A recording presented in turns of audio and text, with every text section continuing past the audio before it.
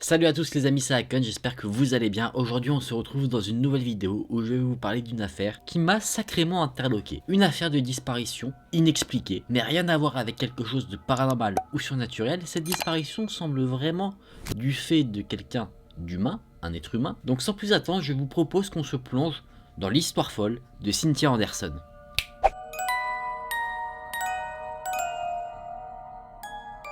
On est en 1980 dans la ville de Toledo, en Ohio, aux États-Unis. Cynthia Anderson était une femme totalement normale, sans problème particulier ou quoi que ce soit, qui occupait le poste de secrétaire. Mais mystérieusement, Cynthia Anderson a disparu. Peu de temps avant sa disparition, Cynthia a confessé à ses proches faire de terribles cauchemars récurrents. Dans ce cauchemar, elle se fait enlever chez elle par un inconnu avant de se faire assassiner. Elle en parle avec sa mère, mais sa mère n'est pas plus inquiétée que ça parce qu'elle lui raconte. Elle se dit que c'est simplement des cauchemars, qu'elle a peut-être regardé un peu trop de films d'horreur ou de films sur des tueurs et que c'est ça qui la tourmente. Elle fait ce genre de rêve régulièrement, c'est juste que ça l'a marqué, mais ce n'est pas plus inquiétant que ça. Elle va faire ses cauchemars régulièrement, mais vraiment très régulièrement, quasiment un an. Là, je vous parle de ce qui se passe en 1980, mais jusqu'à l'année 1981. Ce sont des cauchemars qui vont la tourmenter. La journée du 4 août, Cindy arrive à son travail, comme elle avait l'habitude de le faire, où elle occupe toujours son poste de secrétaire, et travaillant seule, elle ferme toujours la porte de son bureau pour ne pas être dérangée. Vient l'heure de la pause déjeuner, à midi, quand ses collègues toquent à sa porte, pour l'inviter à déjeuner avec eux. Ils toquent à la porte mais n'ont aucune réponse de la part de la jeune femme. Assez inquiet, il décide d'ouvrir la porte et il voit du courrier qui avait été glissé en bas de sa porte, qui n'avait pas été récupéré, la radio et la climatisation étaient allumées, et la lumière aussi, comme si Cynthia s'était juste absentée quelques instants, quelques minutes à peine. Ils se dirigent tous vers le bureau de la jeune femme, et ils voient que sur le bureau il y a un livre ouvert, le livre que Cynthia lisait à ce moment-là.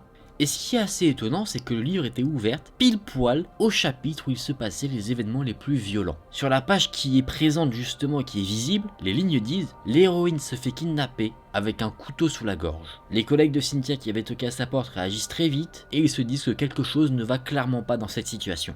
Ils pensent immédiatement que quelque chose de grave s'est produit. Pour eux c'est très clair, Cynthia a été kidnappée.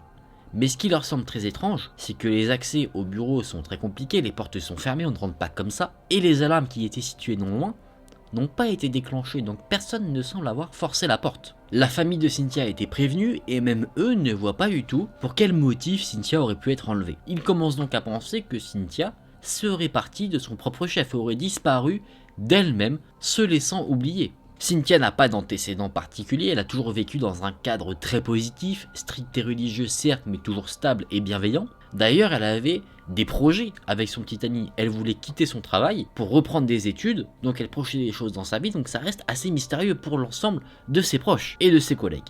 La seule chose un peu interloquant, c'est quelque chose qui nous est raconté par le père de la jeune femme disparue. Il a témoigné que Cynthia avait commencé à faire un régime et qu'elle faisait de plus en plus attention à son apparence. On se dit pourquoi pas, ok, un changement de mode de vie, mais ça n'explique pas non plus une disparition. Bien sûr, la police a été prévenue pour résoudre cette mystérieuse affaire. Ils ont enquêté sur le bureau de Cynthia et les seuls objets qui manquaient sont quand même des objets assez particuliers. Il manquait ses clés de voiture et son sac à main, donc on se dit que Cynthia aurait quand même pu partir d'elle-même. Pourquoi? Parce que ses clés de voiture pour se déplacer, son sac à main pour avoir son portefeuille. Donc on peut se dire clairement qu'on a soit affaire à un enlèvement qui aurait pour motif le vol, mais ça semble assez bizarre de kidnapper quelqu'un sur son lieu de travail comme ça, ou sinon, Cynthia aurait quitté son lieu de travail d'elle-même et il se serait passé quelque chose ensuite à l'extérieur. Les policiers ont estimé que Cynthia aurait disparu à partir de 10h du matin parce que c'est à partir de cette horaire-là qu'elle n'a plus pris aucun appel. Depuis ce jour, aucune piste n'a été écartée, il y a vraiment eu une enquête minutieuse sur cette affaire, mais la jeune femme n'a jamais été retrouvée. Aucune trace, aucun corps, rien du tout. Les seules choses qu'on a eues, ce sont des suspects, agrémentés également de quelques théories sur ce qui aurait pu se passer. C'est normal, on a une affaire mystérieuse, donc bien sûr que les théories vont bon train. Je suppose que vous en aurez aussi également. Les clients de Cynthia qu'elle a eu au téléphone ont été interrogés naturellement, peut-être qu'ils étaient au courant de quelque chose. Un homme nommé Larry Mullins a témoigné à la police, disant qu'15 jours avant sa disparition, la disparition de la jeune femme, il l'a eu au téléphone. Selon ses dires, la jeune femme aurait reçu un appel étrange. Malheureusement, Larry Mullins n'a pas le nom de cette personne, une personne donc inconnue, et que Cynthia, en reprenant l'appel avec Larry, semblait de base bienveillante, souriante, positive, et qu'après cet appel, elle était effrayée ou triste. Il ne sait pas trop différencier les deux. Il ne saurait pas dire laquelle de ses émotions semblait transparaître dans la voix de la jeune femme au téléphone. Selon ce qu'il dit également, pendant qu'il était au téléphone avec Cynthia, elle a reçu 2 appels, et qu'à chaque fois c'était le même inconnu qui avait changé l'état d'esprit de Cynthia. Larry, qui était quelqu'un d'assez gentil, il appelait régulièrement Cynthia, du coup il la connaissait un petit peu, il lui a demandé si tout allait bien, ce à quoi elle a répondu quelque chose de bien mystérieux. Elle aurait dit d'une voix tremblante « Nous avons de nombreux appels similaires à celui-ci ». Ça semble être donc quelque chose de récurrent. Mais malheureusement pour nous, et pour les enquêteurs, et pour les proches qui cherchent à retrouver Cynthia, elle n'en dit pas plus. Personne ne sait si ces appels ont un lien avec sa disparition ou pas. Bien sûr, des théories vont dans ce sens, d'autres pas du tout. Et la seule piste tangible que la police arrive à avoir, c'est un écrit laissé par un individu inconnu, un écrit qui a été retrouvé sur un mur non loin du lieu de travail où il y a marqué « I love you Cindy », Cindy qui était le surnom de Cynthia, signé par un certain GW. Cynthia aurait remarqué cette inscription 10 mois avant sa disparition, donc on se dit est-ce que c'est un lien ou pas? Mystère. Le message est resté 6 mois avant d'être effacé, c'est-à-dire que pendant 4 mois le message n'était plus visible et Cynthia était encore présente. Mais ce qui a rendu très mal à l'aise la jeune femme, c'est que le message est réapparu de nouveau. Le fameux GW a réinscrit son message sur le même mur non loin des bureaux de Cynthia. Ce qui nous laisse penser que visiblement ce GW savait directement où elle travaillait. Ce qu'on pourrait se dire clairement, c'est qu'il savait où elle travaillait, mais pas où elle habite. Sinon, elle aurait pu laisser ce message près de son domicile. Là, non, le choix a été fait proche de son lieu de travail. Ce qu'on pourrait en conclure, c'est que cet homme savait où travaillait Cynthia, parce qu'il avait déjà appelé le numéro, et forcément, c'était un numéro d'entreprise, donc l'entreprise, tu sais où elle est. Mais bon, mis à part un indice, un début de piste, les forces de police ne trouvent rien d'autre, et ils n'arrivent pas à poursuivre cette piste vers quelque chose de beaucoup plus tangible. La seule chose qu'ils ont sous la dent, c'est les initiales de la personne ayant écrit le message, le GW. Ce qu'ils ont fait, c'est qu'ils ont interrogé toutes les personnes ayant ces initiales travaillant dans les bureaux de Cindy. Un homme aurait pu correspondre à quelqu'un qui aurait eu accès au bureau de Cindy. Un homme chargé de la maintenance qui avait les clés du bureau de Cindy, donc il aurait pu rentrer dans le bureau sans fermer la clé et refermer la porte derrière. Il avait accès, comme il le souhaitait en totale liberté, au bureau de la jeune femme. Néanmoins, rien ne permet d'inculper cet homme, il ne fait aucune révélation, aucun autre indice n'est trouvé en ce sens, donc il n'a pas été incriminé par rapport à tout ça. En septembre 1981, la police a reçu un appel, encore une fois mystérieux, d'un inconnu, déclarant que Cynthia était retenue captive. Il n'a pas dit que c'était lui qui détenait Cynthia, ni le nom de la personne qui la détenait, et cet inconnu au téléphone semblait assez effrayé de téléphoner à la police. Elle était assez nerveuse, mais il va donner quand même un peu plus de détails, de quoi mettre quelque chose sous la dent des enquêteurs qui a été vraiment plongé dans cette recherche. La personne va dire que Cynthia est détenue dans les sous-sols d'une maison blanche, et qu'à côté de cette maison il y aurait 2 autres maisons qui ont été achetées par une famille, apparemment aisée, et que la famille serait en dehors de la ville en ce moment, mais pas leur fils, et que ce fils serait le bourreau de la jeune femme. Malgré cette piste qui semble apparemment faire avancer l'enquête, on n'en sait pas plus. L'inconnu n'a pas donné l'adresse, le nom de la personne qui détenait Cynthia, donc finalement, à part une autre piste à suivre, une théorie, les enquêteurs ne peuvent pas avancer plus que ça. Ça pourrait être totalement quelqu'un qui appelle pour faire une farce, pour dire de mauvaises informations. Ou peut-être même le bourreau de Cynthia qui lance la police sur cette piste pour l'éloigner de la piste véritable. Qui sait? On aurait pu avoir des éléments peut-être plus intéressants pour retrouver Cynthia. Parce qu'effectivement, quelques minutes après cet appel, la personne a rappelé. Mais l'inspecteur qui a décroché n'a eu le temps de dire aucun mot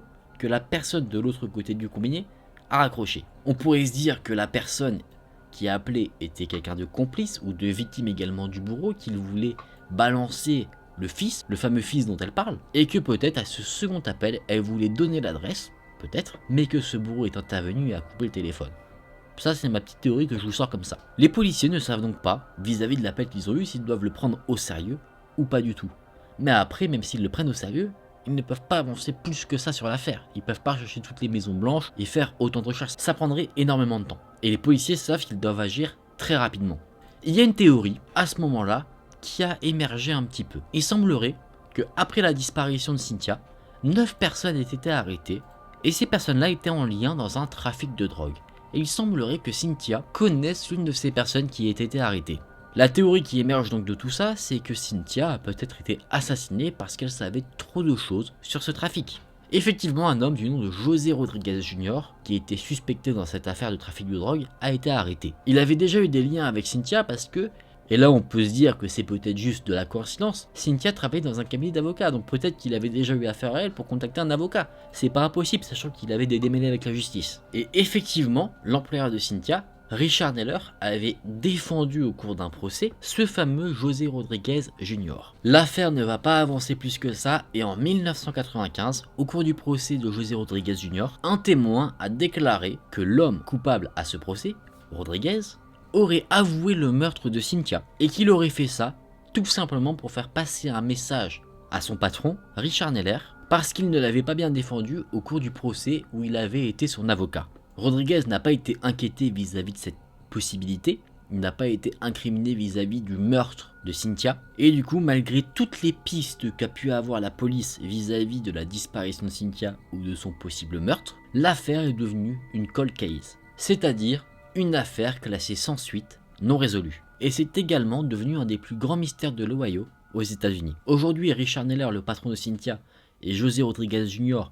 purgent une peine de prison pour trafic de stupéfiants. Ils n'ont pas été incriminés pour l'enlèvement et le meurtre de Cynthia, mais ils n'ont pas non plus été innocentés à 100%. On suspecte toujours que ce soit eux les responsables de la disparition. Ce qu'il nous faudrait, c'est que, effectivement, José Rodriguez Jr. avoue clairement avoir tué Cynthia et qu'il révèle éventuellement ce qu'il a fait du corps. L'affaire est donc toujours un très grand mystère. Le père de Cynthia est décédé en 2008 sans savoir ce qui était arrivé à sa fille, et sa mère, elle, est décédée 1 an après sa disparition. Donc la question qui demeure, c'est qu'est-il arrivé à Cynthia Anderson? Ce qu'on pourrait se dire, alors, ma théorie, une des théories que j'ai parmi tant d'autres, c'est que si on part du principe que, effectivement, José Rodriguez a assassiné Cynthia, peut-être que les appels téléphoniques qui inquiétaient la jeune femme étaient de son dû et qu'il la menaçait de mort, d'où le fait qu'elle avait l'air effrayée, et que cet homme a réitéré plusieurs fois ses appels, d'où le fait que Cynthia dise au client qu'elle avait au téléphone, Larry Mullins, qu'elle avait reçu plusieurs appels de ce type, peut-être plusieurs appels de menaces de mort. Peut-être également que, ayant déjà été un client du cabinet d'avocats, elle a eu accès plus facilement au bureau de Cynthia, il y serait entré, il aurait enlevé la jeune femme en prenant soin de prendre son sac à main et ses clés de voiture pour faire penser à une fuite, pour ne pas qu'il soit incriminé directement. Et ensuite, une fois sorti du cabinet d'avocats, il l'aurait potentiellement assassiné, et on ne sait pas ce qu'il aurait pu faire du corps. Ça, c'est quelque chose, je trouve, qui est possible. On a un mobile, vouloir faire passer un message, on a le lien avec le cabinet d'avocats, et pourquoi éventuellement il aurait pris les effets personnels de Cynthia. C'est une théorie. L'autre théorie qu'on pourrait avoir, sur laquelle je n'ai aucun argument, c'est le fait qu'elle fugue totalement. La seule chose que je pourrais me dire sur ça, parce que je dis que je n'ai aucun argument, en fait j'en ai qu'un, c'est qu'elle ait pris peur justement de ces menaces de mort et qu'elle se soit enfuie, qu'elle se dise je ne vais plus faire parler de moi pour rester en sécurité et en vie, quitte à peut-être changer d'identité, mais ça me paraît un petit peu quand même farfelu comme idée, sans prévenir ses proches ou quoi que ce soit, ou même la police. Les amis, n'hésitez pas à me dire en commentaire vos théories, on n'arrivera sûrement pas à résoudre ce mystère, mais en tout cas on peut toujours essayer de se faire rêver et de voir justement ensemble qu'est-ce qui aurait pu arriver à cette jeune femme. Qui sait, peut-être que dans quelques années ou quelques mois on aura des révélations, peut-être que le José Rodriguez fera un aveu sur la fin de sa vie, je ne sais pas du tout. Les amis, je vous propose qu'on mette fin à cette histoire de disparition et qu'on revienne dans une ambiance beaucoup plus chill. J'adore ce genre de mystère. Alors quand je dis que j'adore ça, je trouve ça vraiment fascinant. Après bien sûr je préférais que la personne ait été retrouvée saine et sauve. Mais bon, j'adore voir toutes les théories qui émergent de ce genre d'histoire, parce que tu te dis tu as des éléments, des indices, très peu nombreux et très peu tangibles. Mais ça fait travailler ton imagination, essayer de savoir, de démêler le vrai du faux et peut-être te dire ce qui s'est réellement passé. Et ça je trouve ça vraiment très intéressant.